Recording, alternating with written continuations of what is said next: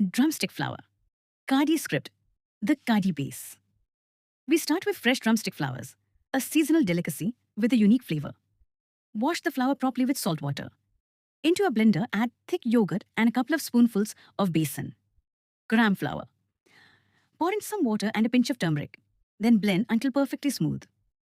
In a pot, heat a little oil and temper with methi, fenugreek, seeds and red chili powder. Pour in the yogurt mixture, add more water and stir continuously on low heat.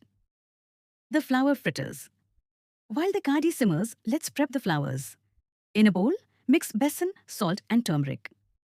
Add the drumstick flowers and toss them well until each petal is lightly coated in the seasoned flour. Spread them out on a plate to ensure they're ready for frying. Deep fry the coated flowers in hot oil until they turn golden and crispy. The final touch. Gently drop the crispy flower fritters into the simmering kadi. For the final punch, prepare a tatka of dried red chilies and a hint of red chili powder in hot oil. Pour it over the kadi and serve hot.